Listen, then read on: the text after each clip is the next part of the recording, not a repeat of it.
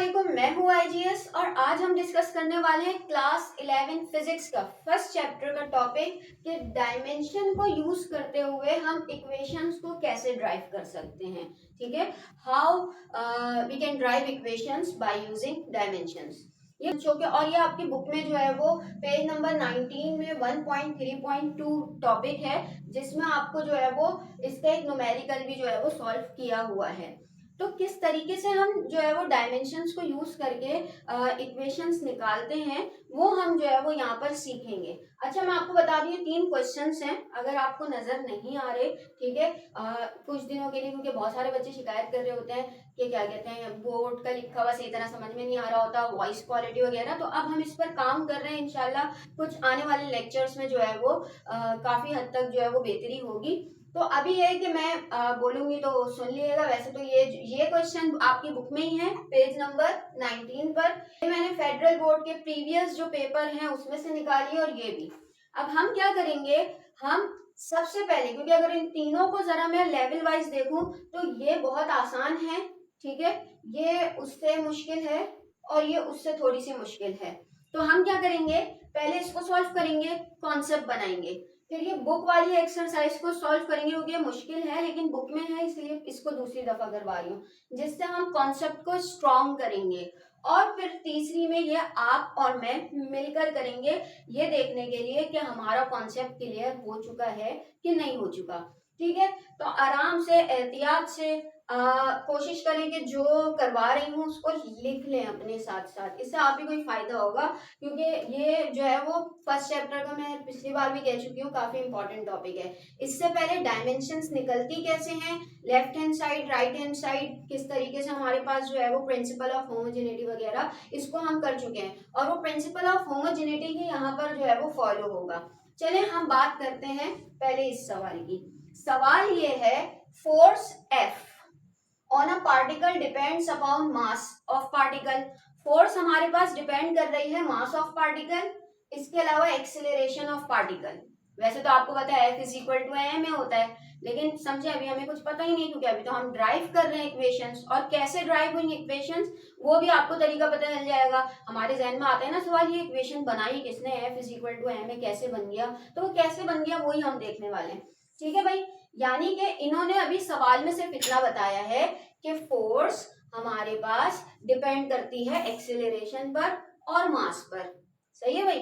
अब यहाँ पर हमारे पास, आपको पता है, 2 किस्म के रिलेशन होते हैं, या तो डायरेक्टली या तो इनवर्सली। अभी हमें कुछ भी नहीं पता, तो हम क्या लिख देंगे, ठीक है, आंसर स्टार्ट कर रहे हैं हम लिख देंगे अकॉर्डिंग टू क्वेश्चन एफ का रिलेशन डिपेंड कर रहा है एम पर, एफ डिपेंड कर रहा है ए पर। अच्छा, अब जो हम मेन चीज करेंगे ना वो यहाँ देखें गौर से। मुझे पता है मास के, लेकिन आपने क्या करना है, मेन जो भी आपके पास इक्वेशन में चीजें दी हुई हो कि ये चीज इस पर डिपेंड करती है, आपने पहले उसको प्रोपोर्शनल बना देना है, और अपनी मर्जी से उसकी कोई भी पावर दे देनी है, क्योंकि पावर का ही गेम है यहाँ पर। अब पावर दे दी मैंने, इसको x और इसको y, जितने भी होंगे उस हिसाब से दे देंगे, x y z। आगे और भी अगर 4 4 5 5 वाले आ गए तो थोड़ा ABCD से स्टार्ट कर लेंगे। ठीक है, तो ये कोई मसला नहीं है। अब देखिए हमारे पास क्या है, अभी मुझे नहीं पता फोर्स की जो है वो इक्वेशन क्या होती है, ये पता करिए। अब हम क्या करेंगे, डायमेंशंस, कल मैंने डायमेंशंस निकालना भी बताई थी आपको लास्ट प्रीवियस लेक्चर में। फोर्स की डायमेंशन क्या होती है, फोर्स की डायमेंशन होती है, अगर आपको याद हो, ml², सॉरी ml² और वो भी इसमें। अब आप बोलेंगे कैसे, ये आप आराम से अपनी जो है वो निकाल सकते हैं डायमेंशंस, कैसे, उसी तरीके से जो पिछले लेक्चर में मैंने आपको बताया है कि किस तरीके से डायमेंशंस निकलती हैं। ठीक है, F के बाद अब मुझे किसकी निकालनी है, मास की। मास की डायमेंशन तो आपको पता है m ही होता है, और a की डायमेंशन हमारे पास होती है L/T²। ठीक है भाई, इतना हो गया। अच्छा, अब इसको भी मैं आपको बता दूं, हम क्या करते हैं, आपको पता है प्रोपोर्शनल का साइन ज्यादा टाइम तक नहीं रहता। ठीक है, फिर हम क्या करते हैं, प्रोपोर्शनल के साइन को हम इसको इज इक्वल टू में चेंज करते हैं और एक जो है वो अपनी तरफ से कांस्टेंट लगा देते हैं। कांस्टेंट हर किसी में के लगा दिएगा, जो भी इक्वेशन ड्राइव कर रहे हैं उसमें के लगा दिएगा। मैं बहुत इत्मीनान के साथ चीज समझा रही हूँ ताकि कोई कंफ्यूजन बाकी ना रहे, ठीक है भाई। बाकी आप इसको यूं ही लिख दे एम एक्स ए वाई। इतनी बात समझ में आ गई। अब मुझे पता करना है कि x की वैल्यू क्या है और y की वैल्यू क्या है। प्रिंसिपल ऑफ होमोजेनिटी हमने प्रीवियस लेक्चर में पढ़ा। वो क्या कहता है कि हमारे पास लेफ्ट हैंड साइड और राइट हैंड साइड डायमेंशनली जो है वो इक्वल होंगे, यही पढ़ा था हमने। अब हम क्या करते हैं, इसको एक चीज लिखते हैं, अब हम इनको डायमेंशंस लिखते हैं, जिसकी जो जो डायमेंशंस है। k की डायमेंशंस कोई भी नहीं होगी। मैं क्या लिखती हूँ यहाँ पे, मैं लिखती हूँ m l, क्योंकि अब मैं फोर्स की डायमेंशन लिख रही हूँ t-2। ये मेरे पास किसकी डायमेंशन है, फोर्स की, इज इक्वल टू k को ऐसे ही लिख देते हैं, ठीक है। m की डायमेंशन तो m ही है और इसकी पावर मैं कर देती हूँ x। a की डायमेंशन जो है वो क्या है मेरे पास, t-2। वही बात है, अगर आप इसको देखें तो ये इस तरीके से ही लिखा जाएगा ना, ये हमारे पास इस तरीके से लिखा जाएगा, ठीक है। और ये इसकी पावर है y। अब x और y निकालना है मुझे। x और y के लिए हम क्या करेंगे, m के ऊपर x है। अच्छा एक और चीज भी आगे, एक और स्टेप आपने बढ़ाना है, m को अलग कर दें, l को अलग कर दें, t को अलग कर दें अपने पावर के हिसाब से। क्या मतलब, मैं बता देती हूँ। पहले तो आप यहाँ पर तो सेम लिखें m(n)t-2, क्योंकि हमें इज इक्वल टू के दूसरी तरफ का देखना है के। अब आपने m अलग कर दिया, m दोनों में अगर देखा जाए एक ही में ही है, तो इसलिए मैं यहाँ पर x लिख रही हूँ। अच्छा अभी जो है चूंकि मैं सॉल्व कर रही हूँ इसलिए ब्रैकेट नहीं बनाऊंगी, mx l देखा जाए तो बस l इधर ही है, इधर नहीं है। अगर इधर इधर दोनों में होता तो आपको पता है कि हमारे पास जब वो सेम होती हैं बेस, तो पावर्स प्लस होती हैं। जैसे फर्स्ट के तौर पे l इसमें भी होता और l इसमें भी होता, तो मैं इसको करती l x प्लस y, जो कि आगे आएगा, आगे वाली इक्वेशंस में कर लेंगे, ये सिंपल इक्वेशन है। तो l भी मेरे पास सिर्फ y होगा और t मेरे पास -2z होगा, ठीक है भाई। इतनी बात समझ में आई। अब पता है क्या करना है आपने, असल गेम अब शुरू होगा, अभी तक तो सिंपल चल रहा था। अब क्या है, आपने देखना है इस तरफ का और इस तरफ का सेम होता है। ये मैं नहीं कहती, ये प्रिंसिपल ऑफ होमोजेनिटी कहता है कि हमारे पास इस तरफ की और इस तरफ की डायमेंशन सेम होती हैं। यहाँ m कितने हैं, यहाँ m अगर देखें तो यहाँ पर m जो है, क्योंकि यहाँ पे मैं x की वैल्यू देखनी है मुझे, m 1 है और यहाँ पर m x है, ठीक है भाई। हमारे पास अगर मैं इनकी बेस को छोड़कर इनकी पावर्स को देखूं तो यहाँ m1 है तो यहाँ पर x है, तो x इज इक्वल टू 1 हुआ, ठीक है। क्योंकि ये मेरे पास 1 है तो इसका मतलब ये भी 1 ही होगा, क्योंकि दोनों तरफ डायमेंशन को सेम होना जरूरी है, ठीक है। तो ये तो मुझे पता चल गया कि मेरा m जो है वो यहाँ पर भी 1 ही है, यानी x जो है वो मेरा 1 है। अब अगला तो मुझे y ही देखना है, ठीक है। ये 2y था, ये भी y है। अब मैं y देख लेती हूँ अपना। तो y के हिसाब से मुझे पता है, अगर मैं देखूं t को देख लेते हैं इसमें, तो यहाँ t -2 है और यहाँ पे भी t -2y है, ठीक है। t से मैं y निकाल दे, y में देखिए इससे भी निकाल सकती हूँ और इससे भी निकाल सकती हूँ, जिसमें आपको आसानी हो y उससे निकाल लें, क्योंकि हमारे पास z वगैरह नहीं है, ठीक है।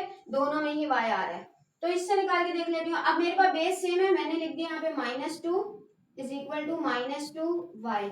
वही चीज है, यहाँ पे -2 है, यहाँ पर आएगा तो +2 हो जाएगा, +2 -2 एक दूसरे से कट जाएंगे, ठीक है। तो बेसिकली हमारे पास क्या बचेगा, यहाँ पर 1 ही बचेगा, ठीक है। तो y मेरे पास बराबर है किसके, 1 के, ठीक है। y भी मेरे पास 1 के बराबर है और x भी मेरे पास 1 के बराबर है, ठीक है। कुछ नहीं बचेगा, इसका मतलब 1। तो इसका मतलब ये है, अब इस इक्वेशन को देखें, x मेरे पास 1 के बराबर है, y मेरे पास 1 के बराबर है, तो मैं लिख दूंगी f is equal to k m a। कोई पावर होती तो मैं उसे स्क्वायर करके लिख देती, जैसा आगे बहुत सारी आपने इक्वेशंस पढ़ी होंगी, उसमें स्क्वायर आ रहा होता है, M B square upon R आ रहा होता है, ठीक है, तो वो उस हिसाब से आएगा। अब ये एक सिंपल थी, इसमें कोई x की वैल्यू भी वन आई और a की वैल्यू भी वन आई, यानी y की वैल्यू, जिसकी वजह से हमने x की जगह पर उसकी वैल्यू वन लिख दी, इसकी जगह पर वन लिख दी। अच्छा, ये इक्वेशन ड्राइव हो गई। बाद में एक्सपेरिमेंटली k की वैल्यू के बारे में पता चला, एक्सपेरिमेंटली मेथड देखे गए और उससे पता चला कि k की जो वैल्यू है वो है वन, तो इसीलिए हमारे पास f जो लिखा जाता है वो लिखा जाता है m। जहां तक आप कर लेंगे काफी है, आपको मार्क्स पूरे मिल जाएंगे। हाँ, अगर आप ये भी शो कर दें, क्योंकि आपकी बुक में जो है वो आगे लिखा हुआ है, ठीक है, क्या लिखा हुआ है जब ये इक्वेशन सॉल्व करेंगे बताऊंगी, तो इसीलिए आप क्या लिखेंगे यहाँ पर कि k की वैल्यू, ठीक है, the value of k experimentally found 1, so f is equal to m है। इतनी बात समझ में आ गई। दूसरी इक्वेशन देखिए, ये वाली, इसको करने में जरा मजा आएगा। बुक वाली वैसे मेरा दिल कर रहा है मैं पहले ये समझा दूं, लेकिन चलिए पहले ये समझाऊंगी। बुक वाली है जो, अब इसको मैं रब करती हूँ, ठीक है, इसके बाद जो है वो हम दूसरी वाली सॉल्व करते हैं। चलिए भाई, अगली इक्वेशन क्या कह रही है हमें, consider the oscillation of simple pendulum, we assume that the period of the pendulum यानी कि टी, ठीक है, डिपेंड्स अपॉन फॉलोइंग। टी बराबर है किस किस से, the mass of the pendulum of Bob, जो भी हमारे पास जो होता है, ठीक है, यानी कि टी बराबर है मास के, मास की मैंने पावर लिख दी x, टी बराबर है किसके, the length of the string, T बराबर है लेंथ ऑफ अ स्ट्रिंग, और एल की पावर मैंने लिख दी y, ठीक है भाई, और टी बराबर है, क्योंकि इन तीनों के बराबर है, द ग्रेविटेशनल एक्सिलरेशन, यानी कि टी डिपेंड कर रहा है जी पर, जिसकी पावर मैंने z लिख दी। इतनी बात समझ में आ गई, ठीक है, वही काम किया जो अभी किया था। अब क्या करेंगे, t इज इक्वल टू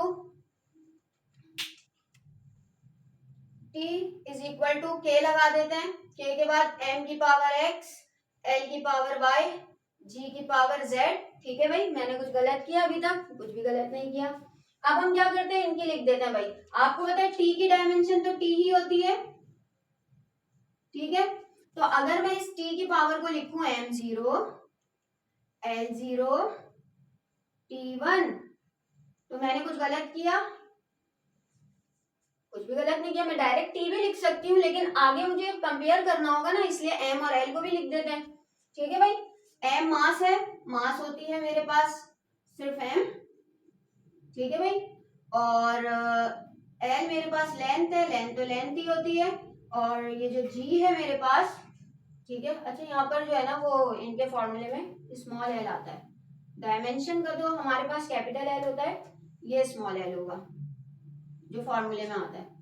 जी वही एक्सिलरेशन को ही कहते हैं, यानी कि एल अपॉन टी स्क्वायर, जिसको अगर मैं बोलूं एल टी माइनस 2, एक तरफ को कंपेयर करना है, इसलिए इसमें m भी लगाएंगे l भी लगाएंगे। किसी किसी के दिल में सवाल आ रहा होगा, यहाँ पर क्यों m और l नहीं लगाया, यहाँ पर क्यों नहीं लगाया, तो उसकी वजह ये, कंपेयर तो इससे करना है ना, इसको हम फुल लिखेंगे, बाकी सबको जिसकी जो आ रही है वो लिखेंगे। अगर वो जैसे किसी में मास नहीं है तो उसका m0 हमें लगाने की जरूरत नहीं है, क्योंकि उसको तो हमें कंपेयर करना है। कंपेयर किससे करना है, वो फुल होना चाहिए, ठीक है भाई। अब k को k ही लिख देते हैं, ठीक है। m की जो हमारे पास डायमेंशन है वो m ही है, यानी कि mx, ठीक है। अच्छा, पहले तो हम इसको यही लिखते हैं mx, अभी तो डायमेंशन ही लिख रहे हैं। l की डायमेंशन l ही है, ly, और g की डायमेंशन है l t माइनस 2, और ये आ गया z, ठीक है। अब देखिए वही बात हो गई जो पिछली बारी में अभी मैंने समझाई थी कि अगर दो में l आ गया तो किस तरीके से शो करेंगे, क्योंकि अब हम m को अलग, l को अलग और t को अलग शो करेंगे। तो अब हम इसको सॉल्व करते हैं आगे।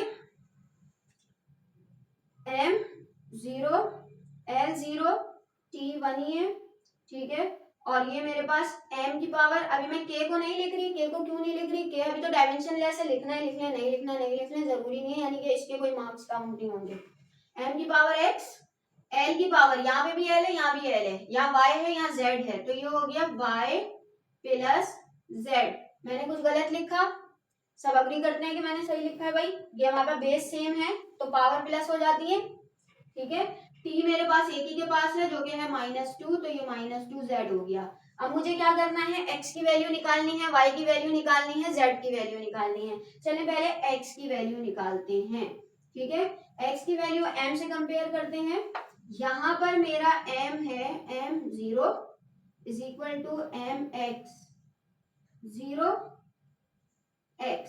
चलो भाई m तो हो गया 0, m का किरदार ही नहीं है कहीं पे, क्योंकि x 0 है, पावर 0, तो इसका मतलब m तो निकल जाएगा, ठीक है। ये मेरे पास आ गई x की वैल्यू 0। अब देखें l नहीं करती, क्योंकि l के लिए मुझे जरूरी है y प्लस जेड करना होगा। इसमें सिर्फ z ही है तो पहले z की वैल्यू निकाल लेते हैं। z क्या है मेरे पास? t, यहाँ पर है t अकेला, t is equal to t -2z। Base same है, पावर लिख देते हैं, 1 इज इक्वल टू -2z, ठीक है भाई। हमारे पास ये जो z है अगर देखा जाए -2 इससे मल्टीप्लाई हो रहा है, ठीक है। जब ये इधर आएगा तो -2 नीचे आकर डिवाइड हो जाएगा, तो 1/-1/2 इज इक्वल टू z, ठीक है भाई। z की वैल्यू आ गई -12। इतनी बात समझ में आई? अब x प्लस वाई की वैल्यू भी निकाल लें। x प्लस वाई की वैल्यू निकालते हैं। हमारे पास यहाँ पर l क्या है? यहाँ पर l है मेरे पास 0, ठीक है, l 0, और यहाँ पर l है x plus z. 0 is equal to y plus z, और y की वैल्यू, y नहीं z की वैल्यू लिख देती हूँ मैं -12, ठीक है भाई। वही बात है, माइनस प्लस माइनस ही होता है तो डायरेक्टली माइनस ही कर देती हूँ स्टेप बढ़ाने की बजाय। इतनी बात समझ में आ रही है? अब क्या करना है, ये y इधर है, अगर इस -1/2 को इस तरफ लाऊंगी तो ये हो जाएगा y इज इक्वल टू +1/2, ऐसे ही हो जाएगा, ठीक है। अब मैं क्या करती हूँ, मेरे पास x की वैल्यू भी निकल आई, y की भी, z की भी, इधर लगा देती हूँ। अब जब मैं इधर लगाऊंगी, क्योंकि मेरी मेन इक्वेशन तो यही है, तो t इज इक्वल टू के, m का क्या है, x है, x 0 है, तो m 0, ठीक है। l क्या आया है मेरे पास, l आया है मेरे पास y, और y कितना है, हाफ, ठीक है। g की z है और z कितना आया है, -12। अब क्या करें, अब सुने भाई, -12 कहते किसको है, -12 पावर किसको, अगर मैं -12 पावर ना लिखूं तो क्या लिखूं, स्क्वायर रूट ही लिखा जाता है कि नहीं लिखा जाता। अगर मैं, इसका मतलब m तो इस फॉर्मूले में है ही नहीं, ठीक है। इस फॉर्मूले में है क्या, अगर मैं अब मैं इसकी इक्वेशन बना रही हूँ अकॉर्डिंग टू माय रिजल्ट,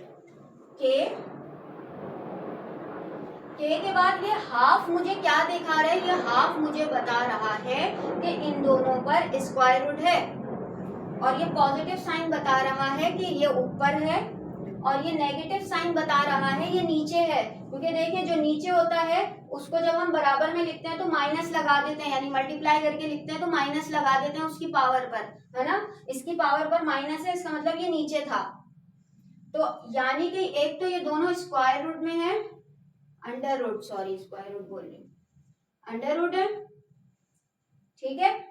फिर दूसरी बात, L ऊपर है और G नीचे है, निकल कर आ गई इक्वेशन।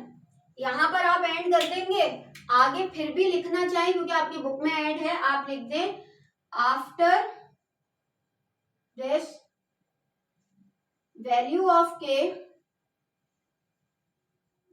एक्सपेरिमेंटली फाउंड 2 पाई।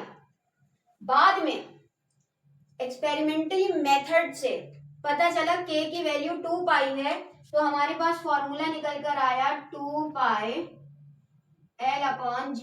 आगे पढ़ेंगे जब आप सिंपल हार्मोनिक मोशन पढ़ेंगे ना, SHM, उसमें पढ़ेंगे आप, यही फॉर्मूला होता है। आई होप इससे कुछ कुछ आपको अब ये समझ में आने लगी होगी। बड़ी मजेदार है, समझ में आ गई ना तो मजा आने लगेगा इसमें। ठीक है भाई, ये इक्वेशन कंप्लीट हुई। अगली इक्वेशन की तरफ आते हैं जो ये वाली है। अब ये वाली आप और मैं मिलकर निकालते हैं। पहले मैं आपको सजेस्ट करूंगी, आपकी अपनी मर्जी है, इसको पॉज करें और पॉज करने के बाद पहले खुद निकालें। ठीक है भाई, उसके बाद इसको कंटिन्यू करिएगा खुद निकालने के बाद और देखिएगा आपने सही निकाली है कि नहीं। आई होप अगर ये दो चीजें आपने और से देखी होंगी तो आप खुद निकाल लेंगे आराम से। चलिए मैं इसको रब करती हूँ। हाँ भाई, सवाल पढ़ते हैं तीसरा।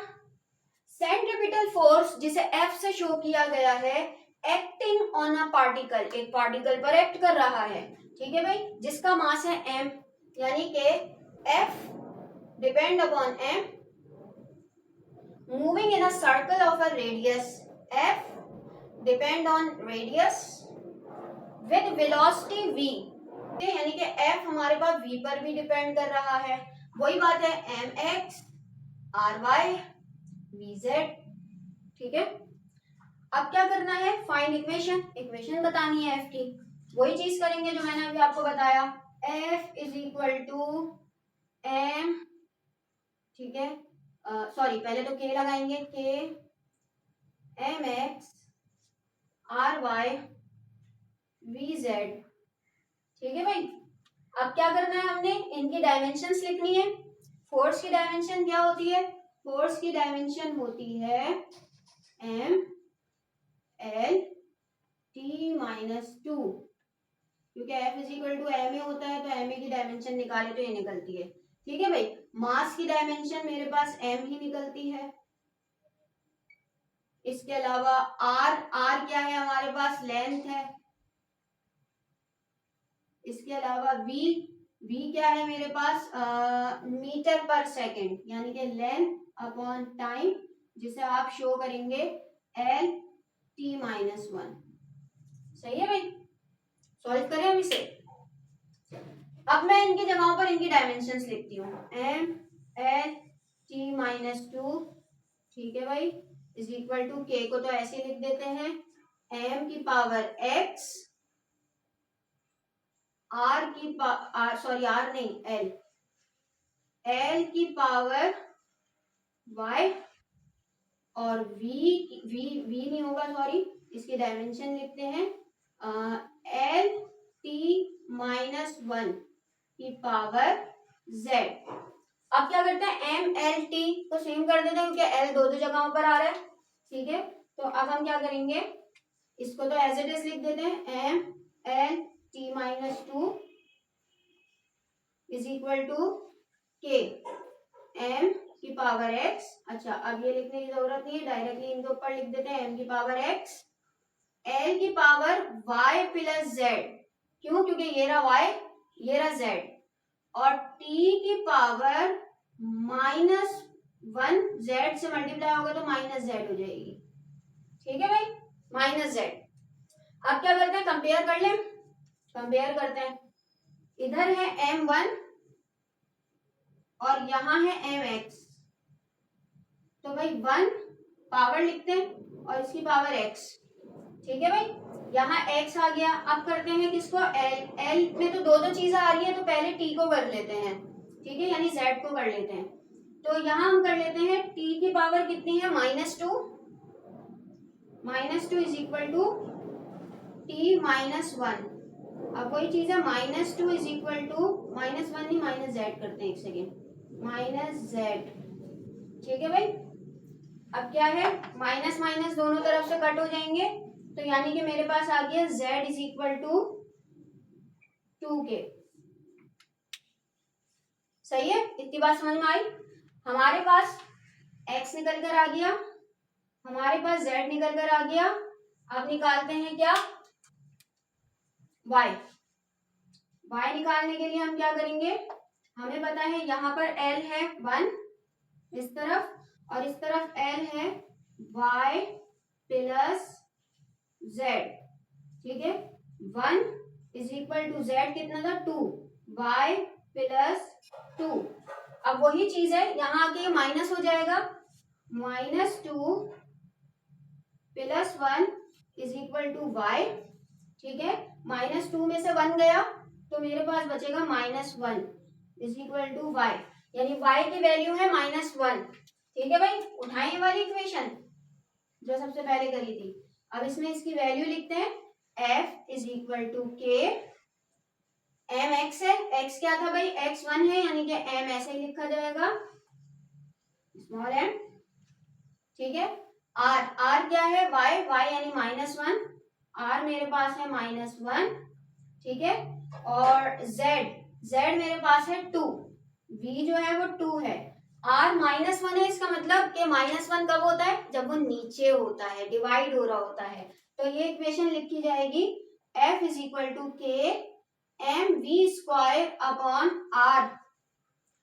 बाद में एक्सपेरिमेंटली पता चला के की वैल्यू 1 है, तो हमारे पास ये हो गया f is equal to m v square upon r। ये हमारे पास सेंट्रीपिटल फोर्स का फॉर्मूला है, जो कि आपने पढ़ा होगा 9 मैट्रिक वगैरह में। तो इस तरीके से इक्वेशन ड्राइव इन डायमेंशंस के थ्रू। ठीक है, आई होप के लेक्चर आपको समझ में आया होगा। आगे जितने भी इक्वेशंस आपको याद हो जो आपने 9 में मैट्रिक में पढ़ी हो, उनको इसी तरह जरा डायमेंशनली खुद ड्राइव करें। ठीक है, तो आपको इससे और आपके कॉन्सेप्ट पक्के होंगे और आपको जो है वो लिखने की प्रैक्टिस जल्दी जल्दी करने की प्रैक्टिस होगी। तो आई होप के लेक्चर आपको समझ में आया होगा। समझ में आया तो भाई अपने कॉलेज मेट्स के साथ जरूर शेयर कीजिएगा, पढ़ाई पर फोकस करते रहिएगा और अपना ख्याल रखिएगा। Thank you.